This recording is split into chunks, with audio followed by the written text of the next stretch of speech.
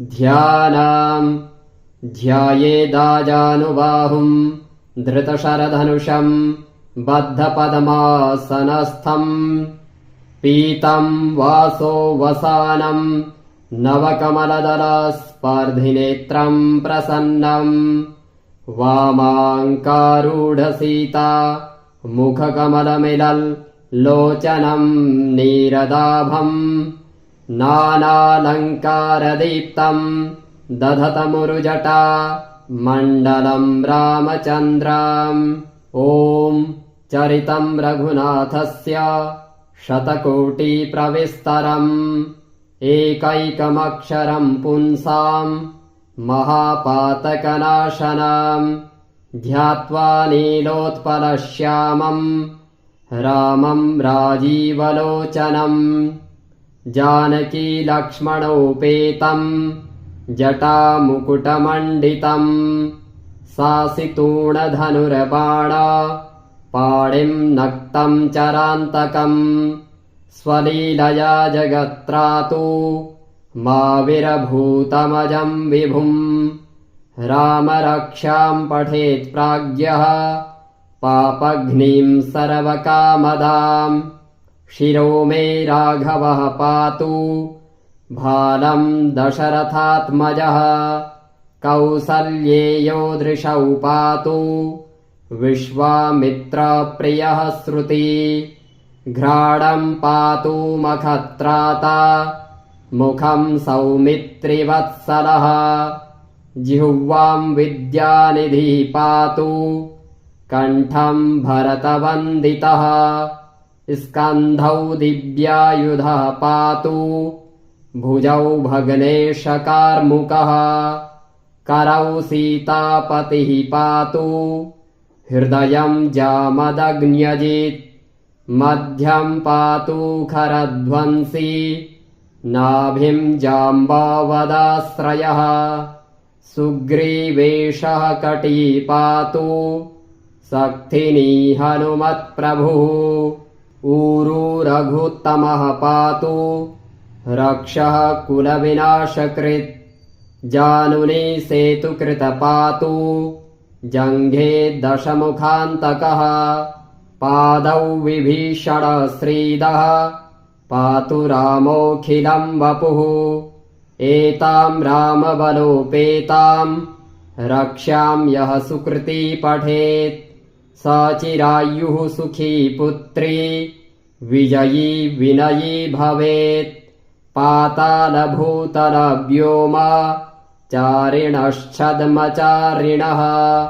न द्रष्टुमपि शक्तास्ते रक्षितम् रामनामभिः रामेति रामभद्रेति रामचन्द्रेति वा स्मरन् नरो न लिप्यते पापैर्भुक्तिम् मुक्तिम् च विन्दति जगज्जैत्रैकमन्त्रेण रामनाम्नाभिरक्षितम् यः कण्ठे धारयेत्तस्य करस्थाः सर्वसिद्धयः वज्रपञ्जरनामेदम् यो रामकवचम् स्मरेत् अव्याहताज्ञः सर्वत्र लभते जयमङ्गलम् आदिष्टवान् यथा स्वप्ने राम रक्षामि माम् हरः तथा लिखितवान् प्रातः प्रबुद्धो बुधकौशिकः आरामः कल्पवृक्षाणाम् विरामः सकलापदाम् अभिरामस्त्रिलोकानाम् रामः श्रीमान् सनः प्रभुः तरुणौ रूपसम्पन्नौ सुकुमारौ महाबलौ पुण्डरीकविशालाक्षौ चिरकृष्णाजिनाम्बरौ फलमूलाशिनौ दान्तौ तापसौ ब्रह्मचारिणौ पुत्रौ दशरथस्यैतौ भ्रातरौ रामलक्ष्मणौ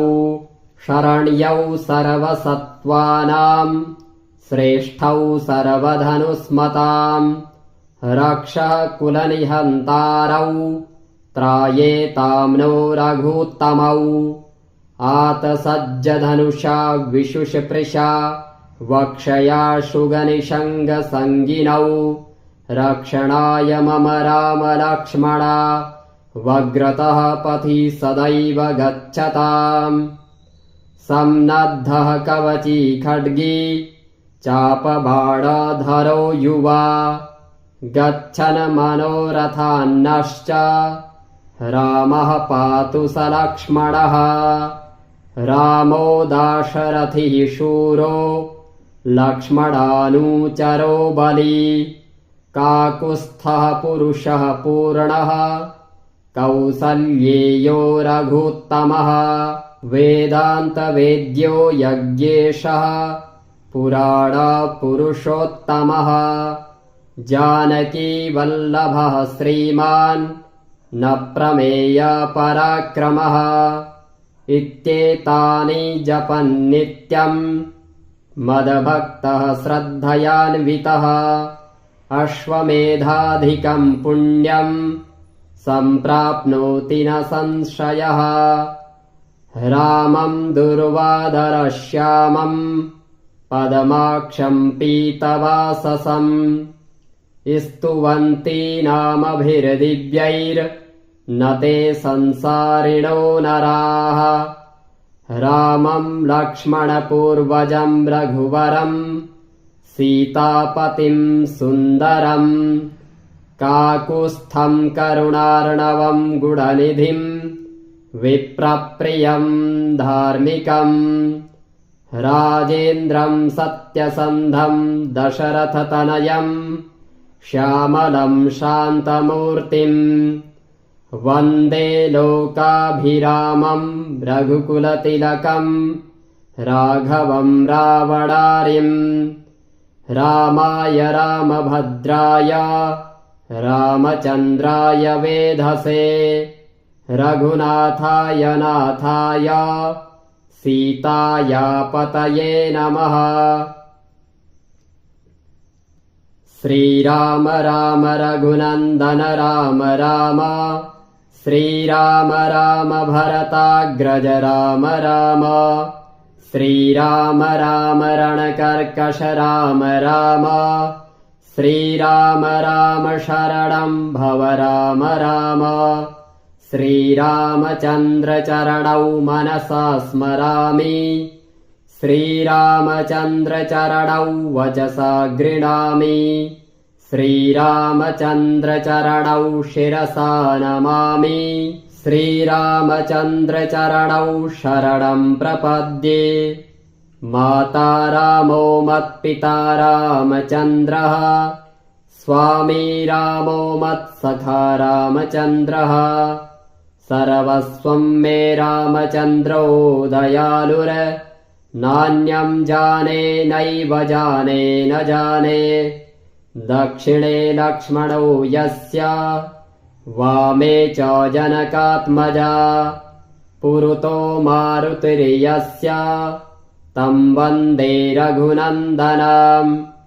लोकाभिरामं रणरङ्गधीरम् राजीवनेत्रं रघुवंशनाथम्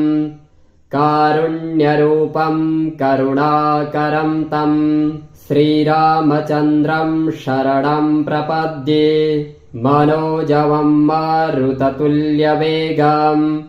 जितेन्द्रियं बुद्धिमतां वरिष्ठां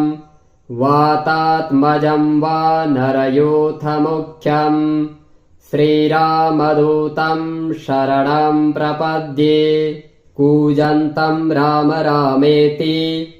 मधुरं मधुराक्षरम् आरुह्य कविताशाखां वन्दे वाल्मीकिकोकिलाम्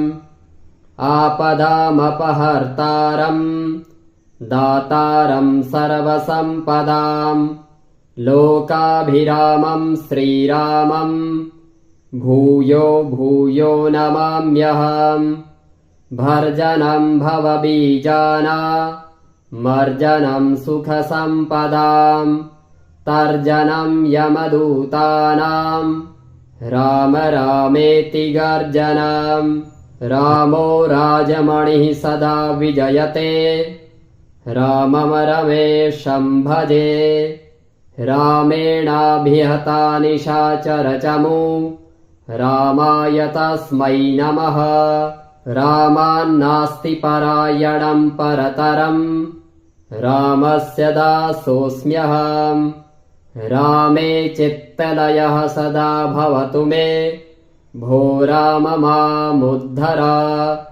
राम रामेति रामेति रमे रामे मनोरमे सहस्रनाम तत्तुल्यं राम नाम वरानने राम नाम वरानने। ॐ श्री बुधकौशिक मुनि विरचितां